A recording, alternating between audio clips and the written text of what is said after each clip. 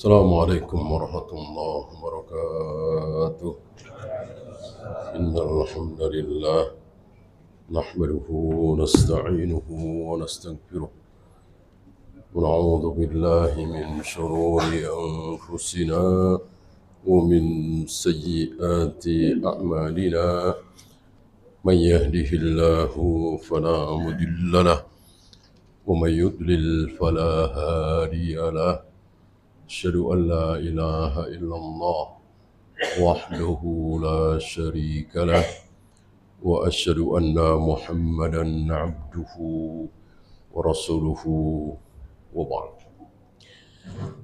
Kita sampai syarat. Setiap kali Allah dan Rasulnya menjanjikan surga, dan itu dalam hal amal jawarih. Misalnya Allah bangunkan surga bagi orang yang sholat 12 rakaat. Maksudnya rawatib, qobliyah, ba'diyah. Akan masuk surga orang yang haji mabrur. Ya, laisa lahul jazaa illal jannah. Tidak ada balasan yang tepat bagi orang yang berhaji mabrur kecuali surga. Dan seterusnya dan seterusnya. Barang siapa yang membaca ayat kursi setelah sholat 5 waktu, tidak ada yang menghalangi dia untuk masuk surga. Dan seterusnya banyak hadis seperti ini, beramal masuk surga, beramal masuk surga, beramal masuk surga. Itu pasti ada syarat. Pasti. Nggak mungkin enggak. Setiap kali orang baca ayat kursi habis sholat, pasti nggak boleh tidak masuk surga. Enggak, ada syarat. Apa syaratnya? Apa syaratnya? Apa yang ada di hati? Dia meyakini apa tidak bahwa Isa itu ruhullah? Dia meyakini apa tidak bahwa Allah itu bersemayam di atas arsy? Dia meyakini apa tidak bahwa Nabi Muhammad SAW adalah Nabi terakhir? Dia meyakini apa tidak bahwa Nabi Nuh Rasul pertama? Dia meyakini apa tidak bahwa hari kiamat itu pasti hari Jumat, dan seterusnya dan seterusnya.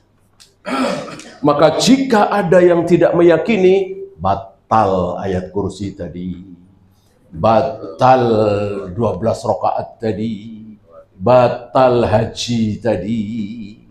Nggak ada iming-iming surga lagi. Ketika dia tidak meyakini, enggak, bukan hari Jumat, tapi hari Rabu misalnya, kufur dia. Kalau dia tahu bahwa ini sabda Nabi SAW. Inilah syarat. Nah, berbeda dengan orang yang meyakini. Pembahasan kita terakhir, meyakini bahwa Allah satu-satunya yang berhak disembah, meyakini bahwa Nabi Muhammad SAW adalah Nabi terakhir, meyakini bahwa Nabi Musa adalah kalamullah, meyakini bahwa Nabi Isa adalah ruhullah, meyakini bahwa Allah menghadapkan wajahnya ke wajah orang yang sedang sholat, meyakini, nggak ada amal, cuman yakin, nggak ada amal jawari. Maka ada syarat masuk surga? Ada syarat? Nggak ada, otomatis. Ini bedanya amal hati dengan amal jawari. Ya. Oh, dengan syarat dia sholat, dengan syarat dia puasa, dengan syarat dia haji. Enggak, itu bukan syarat, tapi ala ma kanu minal amal. Masuk surganya yang mana? Kan sudah kita bahas. Surga bukan cuma 1, 2, 3, 10, 20, tapi entah ada berapa ribu tingkat. Nah, akan berada di surga yang mana? Tergantung amal. Bukan kalau tidak beramal syarat tadi batal, enggak. Beda dengan amal jawarih tadi. Ya, disinilah kalau selama ini kita rajin memperbaiki amal jawarih, mestinya kita lebih rajin lagi memperbaiki amal qalbu, amal hati. Ada kesikohan di situ, ada zuhud di situ, ada qanaah di situ, dan seterusnya. Nah, banyak dari kita kurang sikah. Entah udah berapa kali dengar, pokoknya kalau sedekah rezeki tambah, sedekah rezeki ditambah. Ini sudah berapa puluh, mungkin berapa ratus kali masuk ke telinga kita.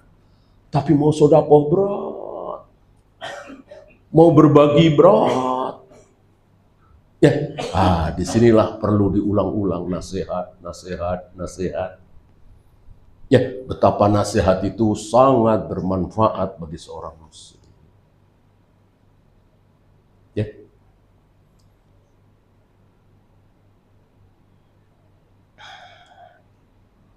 Ya, kita lanjut.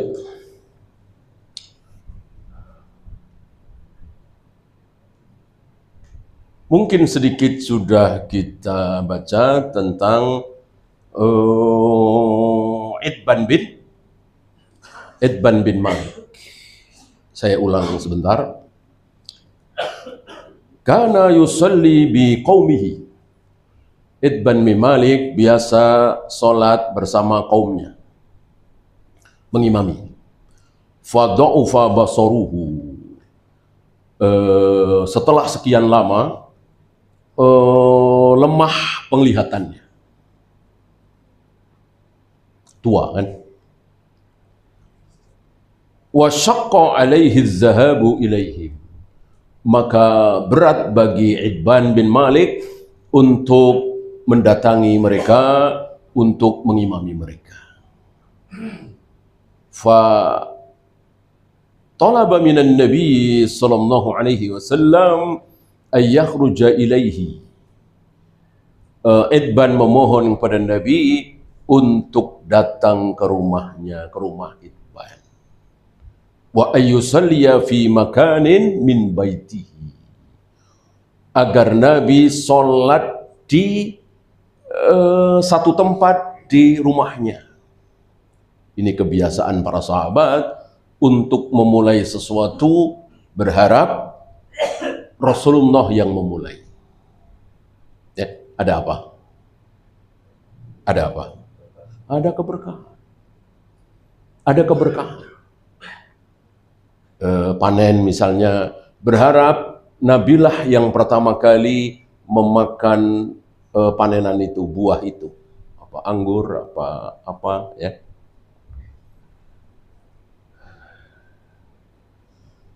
Apakah ini menjadi sunnah? Kita undang seorang ustadz, kiai, ya, tokoh Islam untuk mengawali, ya, seperti Nabi ini. Jawabannya, tidak. Kenapa tidak? Lihat para sahabat. Kalau jawab, itu khususiyah Nabi, mengatakan khususiyah tidak boleh sembarangan.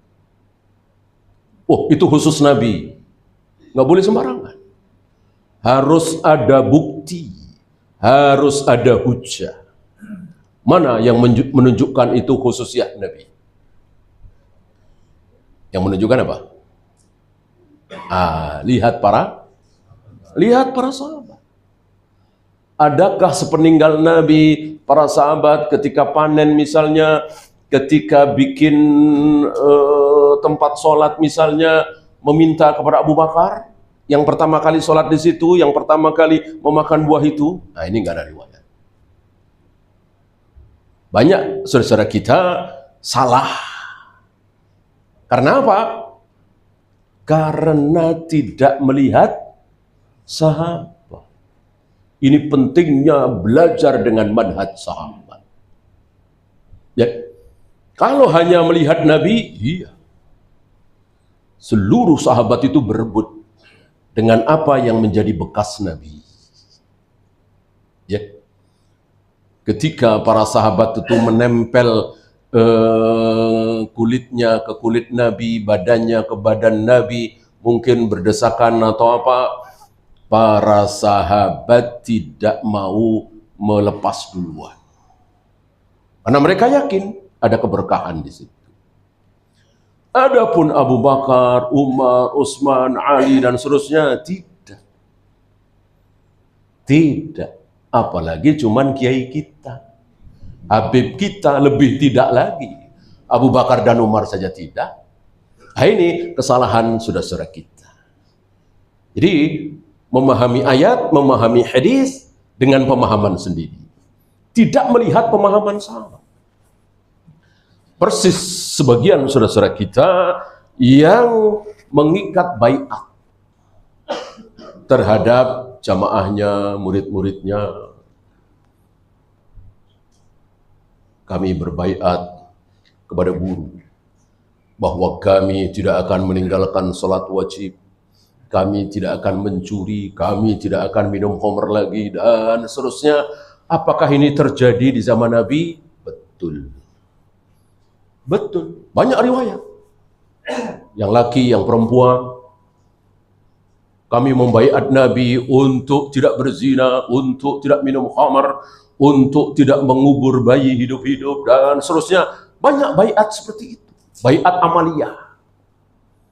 Tapi sepeninggal Nabi tidak ada riwayat. Kan banyak yang masuk Islam setelah Nabi wafat. Apa mereka datang ke Abu Bakar lalu membaiat Abu Bakar, kami akan sholat, kami akan saum, kami tidak akan berzina, kami tidak akan mencuri. Ada seperti itu? Tidak ada. Berarti baiat amaliyah adalah khususiyah Nabi SAW.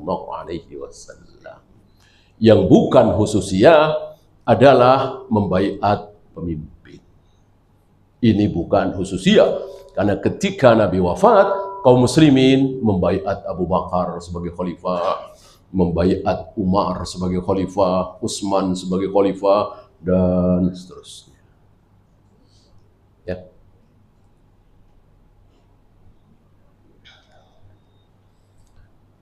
Liyatakhidahu musalla, agar tempat yang dipakai oleh Nabi sholat di rumah Itban ini akan dijadikan musolla, tempat sholat.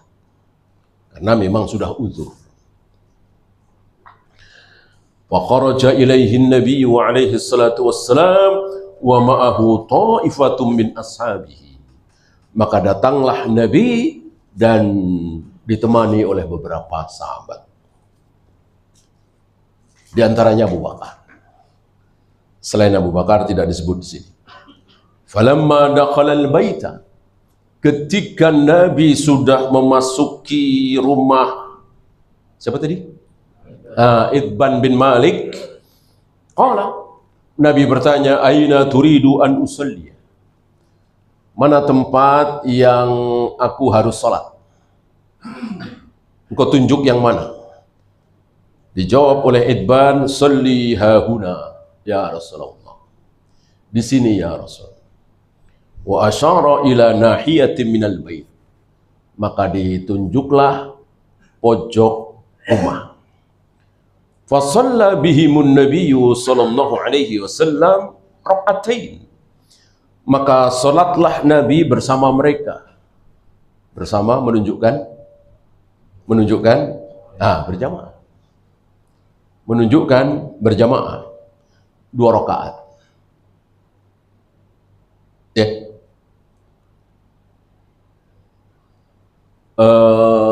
Zahirnya ini bukan sholat wajib. Kalau sholat wajib berarti pasti subuh. Nggak mungkin duhur dikosor, asar dikosor, karena memang masih di kota Madinah.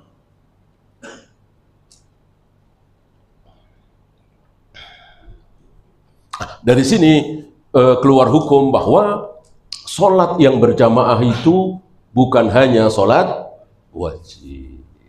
Ada beberapa sholat tidak wajib, tapi disunahkan berjamaah.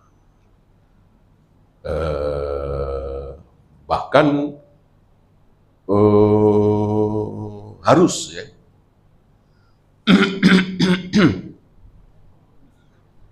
Sholat id misalnya, sholat kusuf misalnya, sholat istisqa misalnya, ya kan? Semuanya tentu tidak. Insya Allah antum bisa jawab pertanyaan, apakah sengaja berjamaah sholat duha sunnah apa bid'ah? Iya bid'ah. Sengaja berjamaah sholat qobliyah daripada qobliyah sendiri-sendiri, ayo jamaah aja ya. Insya Allah antum bisa jawab bid'ah. Begitu juga ba'diyah. Oleh karena itu, sholat sunat apa yang boleh berjamaah, maka harus dengan dalil. Ya. Thumma jalasa ala ta'amin sana'uhu lahu. Selesai sholat, Rasul dan para sahabat makan. Memakan jamuan yang disediakan oleh Ahlul Bait. Wa ja'alu yatadzakarun. Maka ya biasa orang makan, dan ini sunnah ya, sambil berbincang. Sambil berbincang. Ada riwayat Nasrani misalnya, itu kalau makan harus diem, tidak boleh ngomong apa-apa.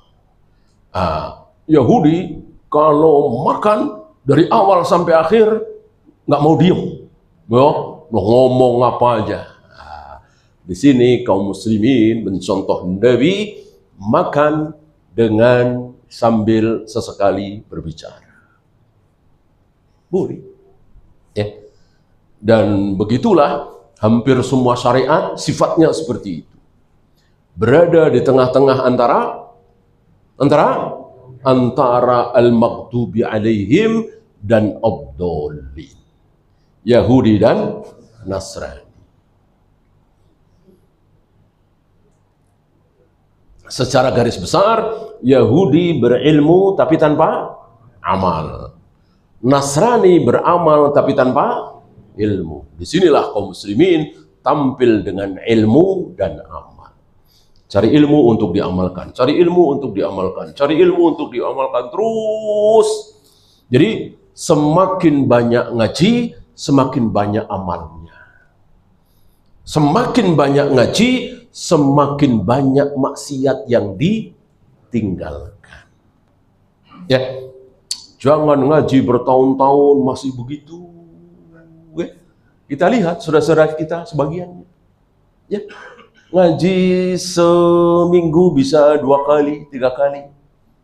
Ibu-ibu ya, tapi masih begitu. Ya, nggak ada perubahan. Ya, nggak ada perubahan, masih begitu. Bahkan sebagiannya ngaji dengan gagap gempita luar biasa, seru luar biasa, lucu luar biasa, ya. Tapi selesai ngaji besok, yang subuh kesiangan masih kesiangan, yang lawan suami masih ngelawan suami, yang durhaka kepada orang tua tetap durhaka, yang dengar azan cuek masih cuek. Maka hendaklah ngaji itu bisa merubah. Ya, begitu ngaji, udah nggak motong jenggot lagi. Ya, gitu. Begitu ngaji, jilbabnya udah nggak dimasukin ke kerah lagi.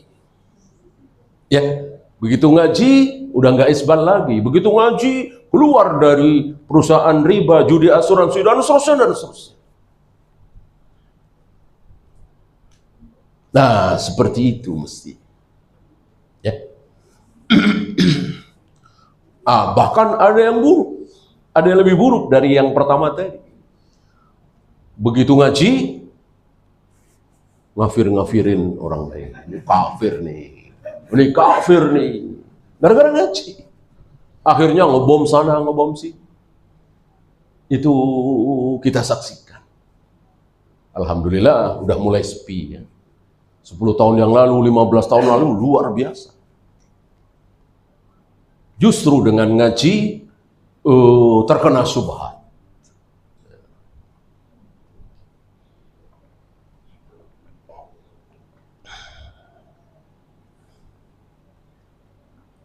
Fadzakaru rajulan yuqalu lahu Malik ibn Duhsum.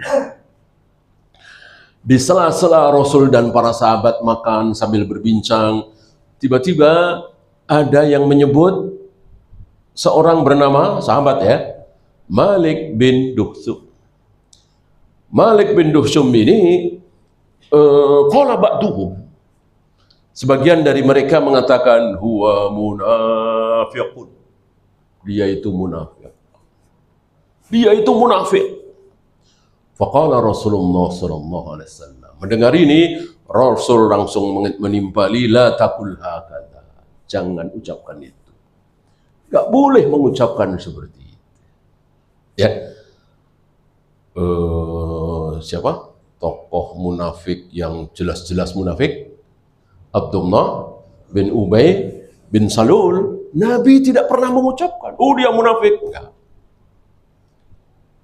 Hampir seluruh sahabat tahu kemunafikan Abdullah bin Ubay bin Salul. Orang melihat dari kelakuannya, ucapannya. Menghina Nabi, nyindir-nyindir para sahabat. Memuja-muja orang kafir. Ciri-ciri munafik gitu. Muslim, tapi menyanjung-nyanjung orang kafir. Akrab dengan orang-orang kafir, tokoh-tokoh kafir. Kaum muslimin dihina-hina.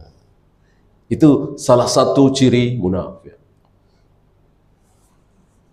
Ada insya Allah di negeri kita sebagian tokoh seperti itu. Ya. Orang bikin gereja dibelai. Ya kan?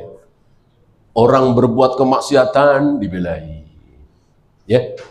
Begitu pengajian dibubarin. Nah, kira-kira begitu. Ya. Muslim dia. Ciri-ciri munafik seperti itu. Ciri ya. Bukan sebuah kepastian. Jangan ucapkan itu. Tidak boleh. Alaysa qala la ilaha illallah yuridu bidzalika wajhallah. Nah, ini saja. Bukankah Malik bin Duhsum itu sudah mengucapkan la ilaha illallah, dan ucapan itu, dari ucapan itu dia berharap pada Allah, ikhlas karena Allah. Berarti Rasulullah mengajarkan apa? Mengajarkan husnudzon. Tidak mengajarkan apa yang ada di hati. Harus tahu apa yang ada di hati. Tentu ucapan Nabi ini bukan berarti bahwa dia pasti bersih, pasti baik, enggak. Tapi melihat zahirnya. Husnudzon. Karena itu kita tidak boleh mengatakan si fulan itu buruk, munafik, ada keburukan karena begini. Enggak boleh. Selagi dia mengucapkan la ilaha illallah, maka kita harus husnudzon. Dia ikhlas, dia betul-betul muslim, insya Allah beriman, begitu. Ya, harus berdiri di tengah-tengah. Tidak boleh apa? Tidak boleh terlalu ke kanan dan tidak boleh terlalu ke kiri. Terlalu ke kiri tadi, ya, munafik.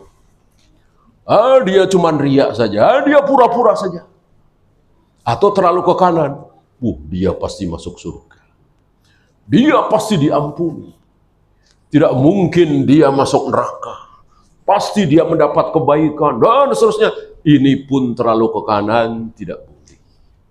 Tetap kita katakan dia muslim, beriman, insya Allah Allah akan terima amalnya, Allah akan ampuni dosa-dosanya. Begitu.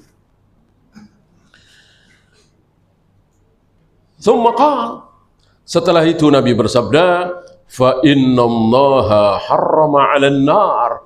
Sungguh Allah mengharamkan seseorang masuk neraka. Ya, siapa? Siapa yang haram masuk neraka? Man qala la ilaha illallah, yaitu orang yang sudah pernah mengucapkan la ilaha illallah, yabtagi bidzalika wajhallah, yang dengan ucapan la ilaha illallah dia berharap wajah Allah, ikhlas karena Allah, Bukan berharap ini, berharap itu, berharap dunia, berharap pangkat, jabatan, kedudukan, tapi berharap wajah Allah. Apa? Haram masuk neraka. Ya. Ada syarat. Tadi. Ya. Tidak seperti amal jawarih tadi. Harus ada syaratnya. Ya. Haji mabrur pasti masuk surga, masih ada syaratnya. Baca ayat kursi setelah sholat 5 waktu masuk surga, masih ada syaratnya. Sholat 12, sholat sunat rawatib 12 rakaat setiap hari masuk surga, masih ada syaratnya. Adapun meyakini bahwa Allah satu-satunya yang berhak disembah, Nabi Muhammad Nabi terakhir, Allah bersemayam di atas arsy dan seterusnya, dan tentu ini ratusan ya, pasti masuk surga dan tidak ada syaratnya. Ya. Loh, bagaimana amal? Apa tadi? Amal akan mempengaruhi dia berada di surga yang mana.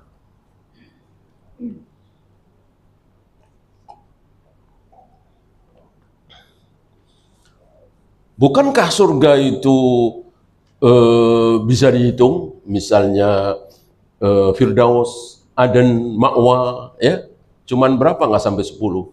Jangan lupa, apakah yang masuk surga Firdaus berada dalam satu tingkatan? Tidak. Tidak. Apakah yang masuk surga Aden berada dalam satu tingkatan? Tidak. Entah berapa ratus, entah berapa ribu tingkatan, hanya Allah yang tahu. Bahkan antum masih ingat antara tingkatan ke-5 dengan tingkatan ke-6, ya, hanya beda satu level, itu dekat apa jauh? Jauh.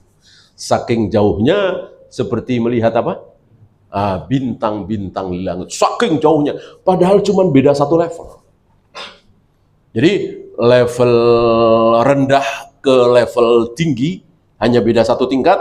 Itu melihatnya seperti bintang-bintang di langit. Saking jauhnya. Ya. Maka luar biasa keadaan surga nanti. Karena memang manusia itu luar biasa macam-macam amalnya.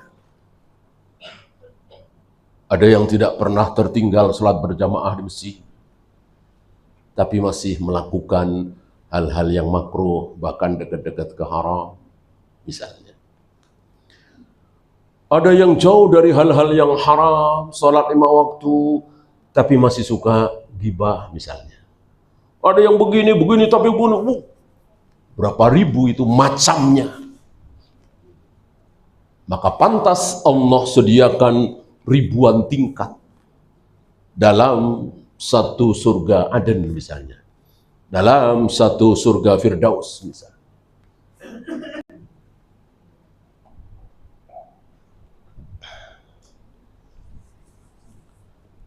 Fanahahum ayyakulu hakadha.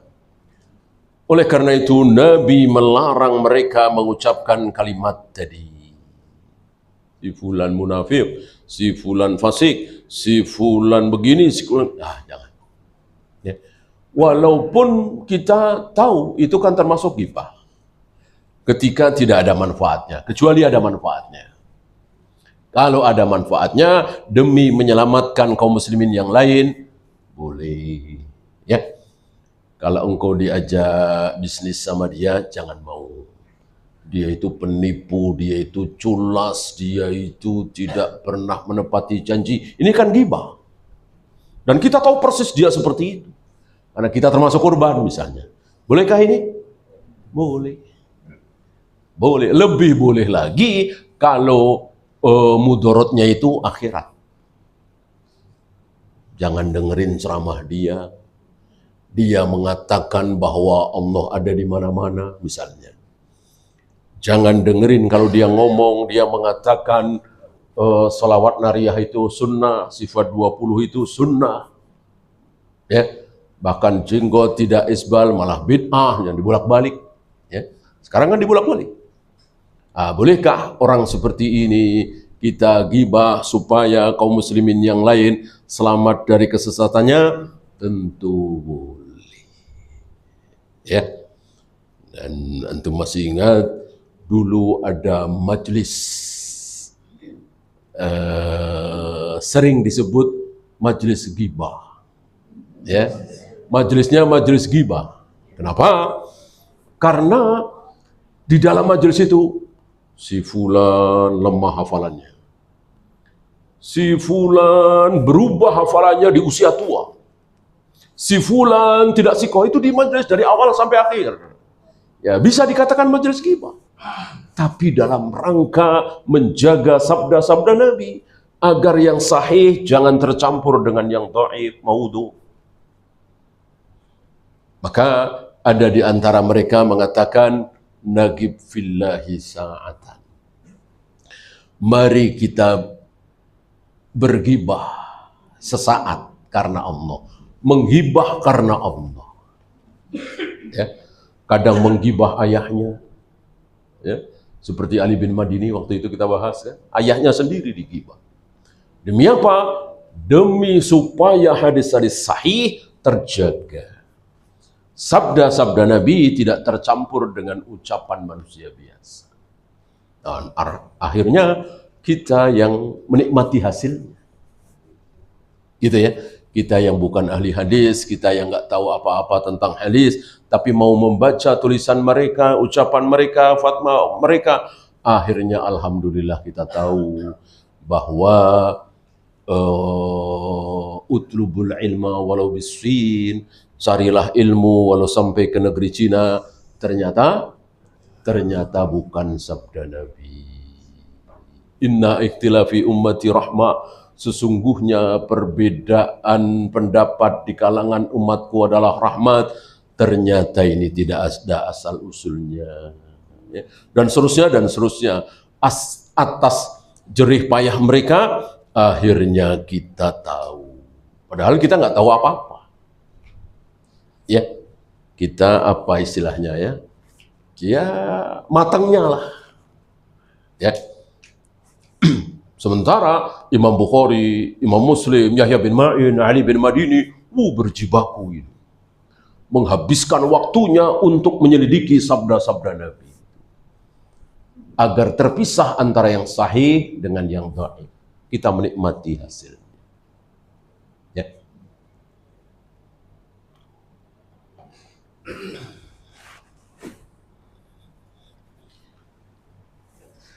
Innama ata bi'ibaratin ammatin.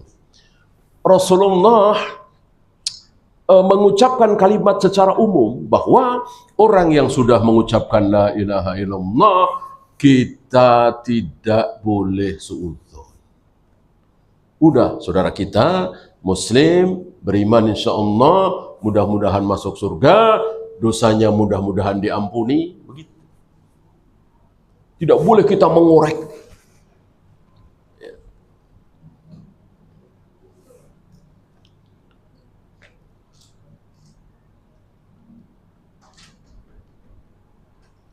Wa naha an nutliqa alsinatana fi ibadillah alladzina dhahiruhum as-salah.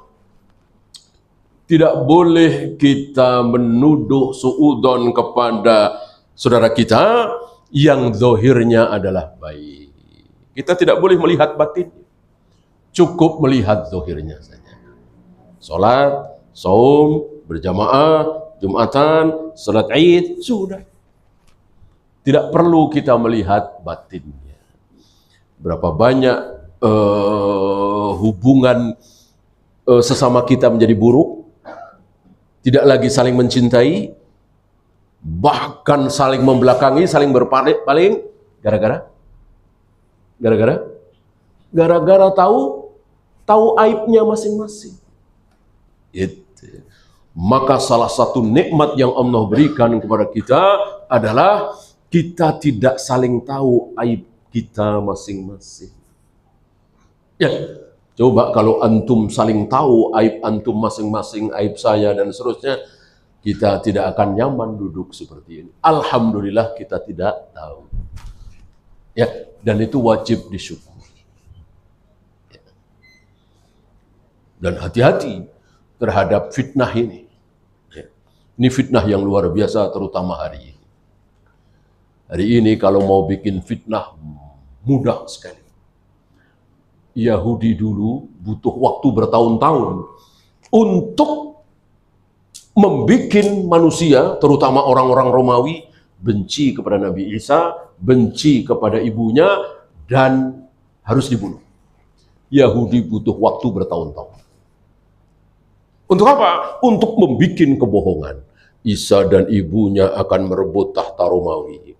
Isa dan ibunya akan merebut tahta Romawi. Diulang-ulang terus. Ketika sesuatu itu diulang-ulang, akhirnya menjadi percaya. Padahal itu fitnah. Terjadilah apa yang terjadi, orang-orang Yahudi sepakat, orang-orang Romawi dengan dihasut oleh orang Yahudi, kita bunuh Nabi Isa. Mereka bilang Yesus. Ya. Ini hari ini nggak butuh waktu bertahun-tahun. Barangkali cuman hitungan bulan, bahkan hitungan hari.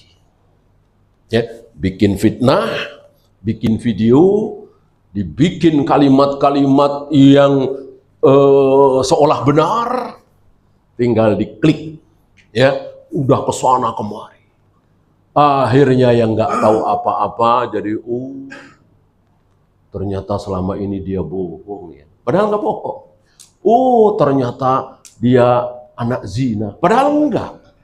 Ya, karena di fitnah itu mudah sekali hari ini. Ya.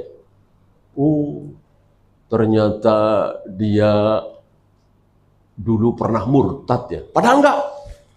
Itu bukan satu dua. Ya. Maka pantas Allah sediakan ancaman yang dahsyat bagi para penyebar fitnah seperti ini. Apa? Masih ingat? Disuruh tidur tengkurap, lalu wajahnya dibalikkan, ya. Terlihat pipi kanannya, ya, pipi kanannya sebelah sini, ini menempel ke tanah yang kiri. Nah, diapakan?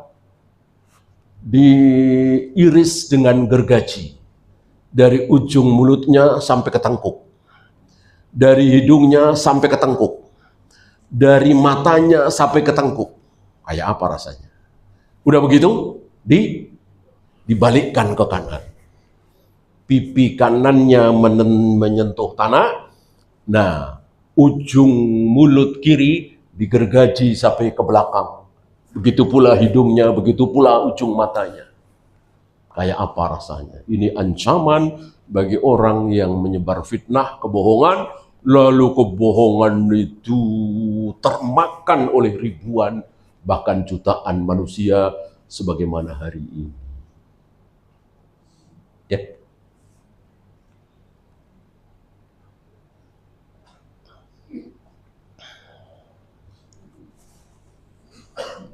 Wa naqulu hadza hadza fasik wa ma asbaha dzalik. Si fulan ria, si fulan fasik, si fulan zalim, si fulan begini. Enggak ada gunanya sama sekali. Cuman ya dasar setan menipu kita. Ada rasa apa? Terutama dia tokoh ya. Apalagi dia tokoh Islam misalnya ya. Kemudian ada aibnya, ada rasa nikmat. Siapa yang bikin rasa nikmat ketika kita menggibah? Siapa lagi kalau bukan setan? Ya, apalagi kalau dia saingan kita, sama-sama dokter misalnya, ya kan? Sama-sama pedagang komputer misalnya, ya, agar dia jatuh. Kita yang naik, ya. Disinilah kita harus banyak-banyak istighfar. Ya. Sementara dia sholat, tidak pernah tertinggal berjamaah. Setan kan tahu, iblis lihai. Udah biarin aja terus. Yang ini nih, dia lengah nih. Maka jangan hanya amal kita yang baik, tapi kemaksiatan juga harus kita tinggalkan.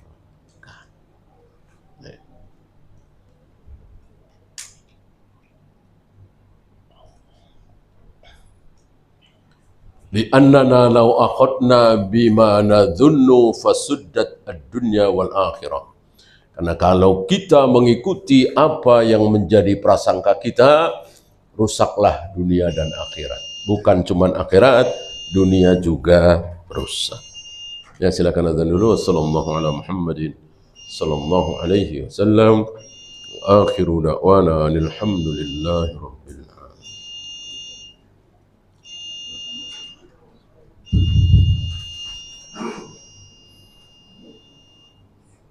Allahu Akbar, Allahu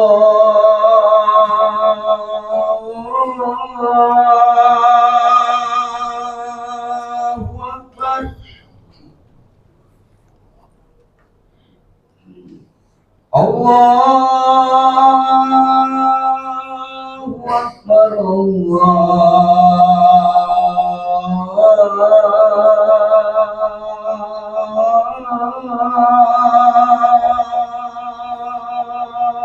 Akbar.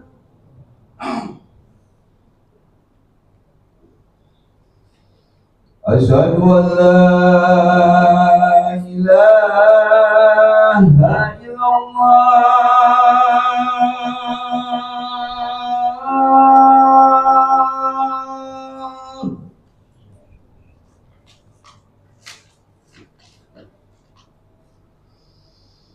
Asyhadu an la ilaha illallah.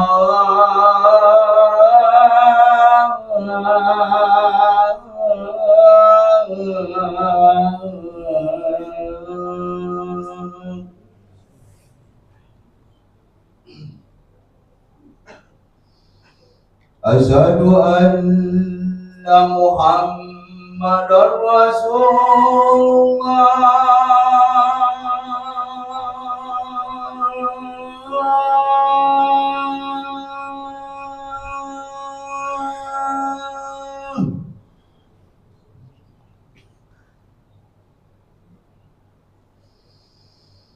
Asyhadu anna Muhammadar Rasulullah.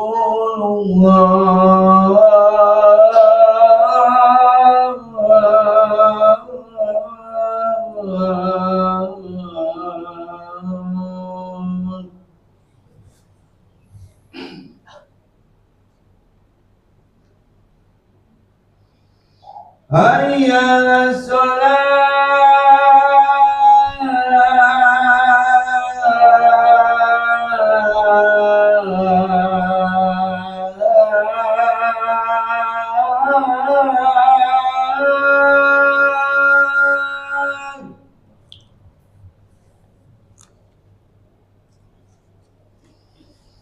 Hayya 'alas shalah.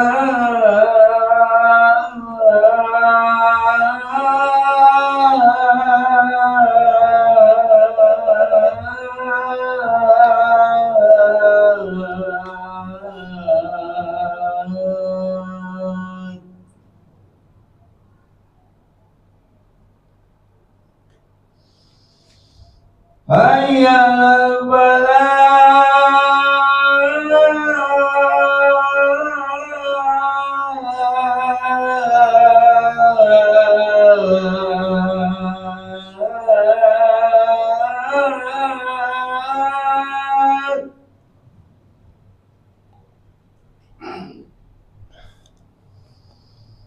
Hayya 'alal falah.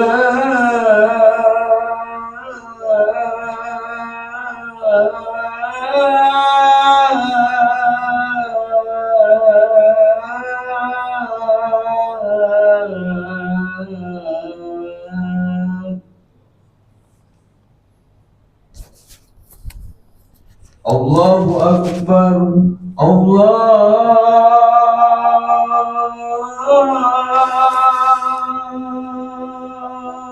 Akbar. La ilaha illallah.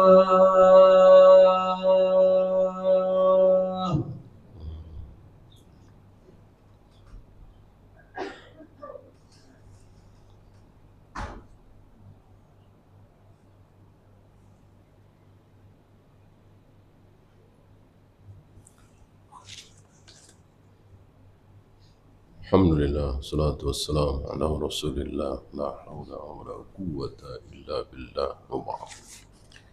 Ada pertanyaan? Silakan.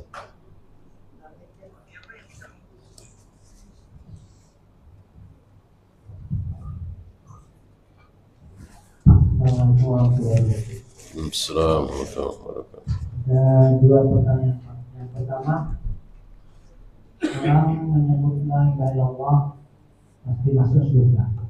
Padahal belum kita lihat dia tidak sholat, tidak puasa Ramadan. Nah, tadi katanya nggak ada persyaratan kalau orang yang berhubungan kalian. Yang kedua, tadi tidak ke kiri, tidak ke kanan. Lalu surat Al-Baqarah ayat 143, apa makna rasakan di situ? Menurut teman kita setelah itu umat yang tengah-tengah itu ya tidak terlalu salafi dan tidak terlalu tradisional. Mohon penjelasan Pak. Assalamualaikum warahmatullahi wabarakatuh. Assalamualaikum. Yang dimaksud tidak ada syarat adalah amal. Adapun keyakinan tetap apa? Yabtagi bi wajhallah bidzalik. Betul-betul ikhlas karena Allah. Apakah ada harapan surga? Jelas. Jangan lupa hadis bi Abi Taqwa. Itu sudah menjawab seluruh perdebatan dan pertanyaan. Hadis bi Taqwa itu. Ya. Disinilah kita tidak boleh mencap. Ya, gimana mau masuk surga, nggak pernah sholat, gimana mau masuk surga, minum khamr mulu, ya. Lupa kita bahwa Allah Maha Pengampun. Ya. Dan satu lagi, kita belum selesai. Dia belum mati, kita belum mati. Ya. Besok lusa berubah, dia ahli taat, kita jadi ahli maksiat, mungkinkah? Mungkin. Nah, itu fawaidnya, ya. Bukan, wah, nggak perlu amal, nggak ada syarat, tentu bukan seperti itu. Yang kedua, kembali ke pembahasan awal tadi, bahwa lihatlah para sahabat. Jadi untuk berada di tengah-tengah itu, lihatlah para sahabat. Yang berada di tengah-tengah umatan wasata ini siapa? Sahabat. Tidak Yahudi, tidak Nasrani. Kata siapa? Jangan terlalu salafi, jangan terlalu tradisional. Ya tentu tengah-tengahnya ini mengikuti sahabat. Apa ada sahabat yang dekat-dekat ke tradisional? Apa ada sahabat yang bukan salafi? Seluruh sahabat adalah salafi.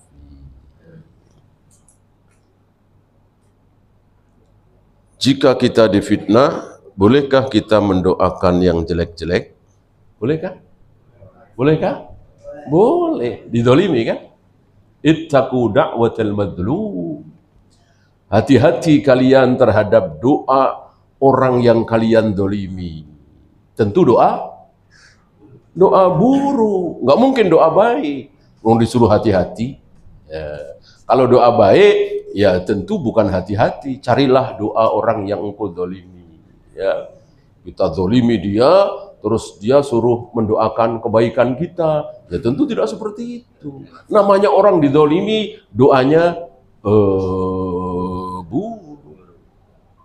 Jarang-jarang yang seperti Nabi alaihi salatu wassalam disakiti sampai berdarah kepala beliau, menetes di wajah beliau. Sambil mengusap wajah yang mengusap darah di wajah beliau, beliau mendoakan buruk apa mendoakan baik? Baik. Ya. Karena jarang yang seperti itu, maka jangan sekali-kali mendolimi saudara kita, bahkan orang kafir. Ya. Dari hadis Itban bin Malik tadi, apakah boleh bikin musola di rumah dan tidak berjamaah keluar dari masjid? Boleh kalau kita seperti Itban, sudah tua, matanya lemah, kan begitu. Ada ilatnya ya. Al-hukmu yaduru bil illah ada man kana au wujudan. Kalau alasan itu ada pada diri kita, boleh. Ketika kita melihat orang bersedekah, bagi-bagi uang di YouTube, lalu disebar, bolehkah kita mengatakan dia riya? Boleh apa tidak? Tentu tidak boleh. Pembahasan ini lebih baik kita doakan dia yang baik-baik. Mudah-mudahan beliau ikhlas, mudah-mudahan diberi hidayah, mudah-mudahan mendapatkan kebaikan, begitu. Jangan kemudian suudzon. Ya, yalah paling seperti yang udah-udah lah. Alah paling begitu lagi. Jangan suudzon kan. Kita doakan yang baik-baik. Mudah-mudahan ini ikhlas, betul-betul berharap kebaikan. Gitu. Saat khotib ceramah ada yang tidur bahkan sampai mendengkur, ketika qomat langsung ikut sholat, tidak wudhu lagi, apakah sah? Insya Allah kalau antum ingat-ingat sebentar, antum akan bisa menjawab. Sah apa tidak? Perlu wudhu lagi? Tidak. Terjadi para sahabat duduk sambil mendengkur, nunggu Rasul datang. Sholat, menunggu sholat Isya. Jadi udah Isya, Nabi nggak datang-datang. Para sahabat menunggu dengan sabarnya. Ya, ini luar biasa para sahabat. Nggak ada satupun sahabat yang ngusulin. Ya, dan antum aja dah, paling ketiduran Rasulullah. Nggak ada. Kalau kita begitu barangkali ya. Kalau kita barang, udahlah. Udah setengah jam nih. Nah, nggak ada sahabat yang begitu. Diam semua nunggu. Bahkan yusma'u ghotituhu, terdengar dengkur mereka. Begitu Nabi datang hampir tengah malam, para sahabat berdiri dan sholat. Tidak ada yang wudhu lagi. Karena mereka pada umumnya mendengkurnya itu, tidurnya itu sambil duduk. Adapun berbaring, berlaku sabda Nabi. Yang mengikat dubur adalah, Nabi mengatakan yang bisa mengikat dubur adalah mata. Yang bisa mengikat dubur adalah mata. Artinya seseorang yang mungkin mau kentut tapi mata melek, ya bisa ditahan. Lah kalau mata merem, pules, gimana mau nahannya? Itu bagi yang tidur baring ya. Balik sono dud, ya kan? Ini kan tidak tertutup kemungkinan. Ya, maka Nabi mengatakan yang bisa mengikat dubur adalah mata. Bagi siapa? Bagi yang tidur berbaring. Adapun yang tidur duduk seperti sahabat, ya itu jawabannya. Ya. Ini bukan berfawaid berarti wah aman kalau Jumatan tidur aman ya. Bukan, fawaidnya bukan begitu. Itu fawaid ngarang itu. Fawaid mengada-ada, pengen enaknya sendiri ya. Fawaidnya tidak seperti itu. Dalam sholat jenazah berapa kali takbir? 4 ya. Cuman ada riwayat lagi 8. Kalau yang 4 kita tahu ya, takbir pertama Al-Fatihah. Setelah takbir kedua, sholawat. Setelah takbir ketiga, doa. Setelah takbir keempat, doa lagi, kemudian salam. Adapun yang takbir 8, saya tidak tahu ke 5-nya, ke 6-nya, dan seterusnya. Barangkali doa insya Allah. Setelah sholat jenazah, imam berdoa lagi. Apakah ada tuntunannya? Tidak ada.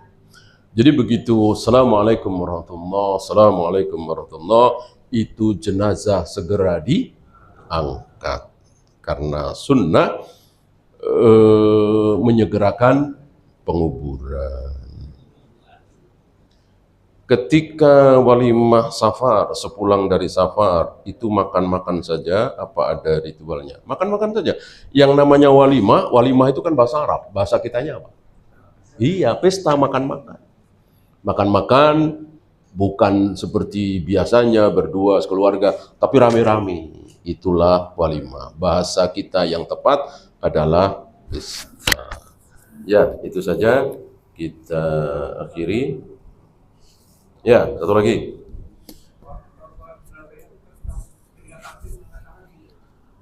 Takbir pertama. Takbir pertama jelas. Takbiratul ihram kan? Nah, takbir kedua, ketiga, keempat tidak ada dalil. Ya, kita nunggu dalil lah.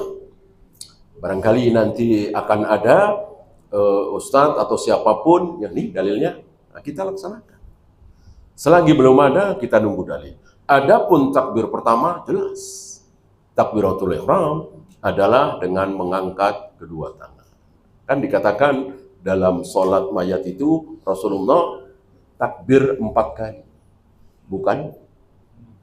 Bukan ngangkat tangan 4 kali. Tapi takbir 4 kali. Iya, butuh dalil sama.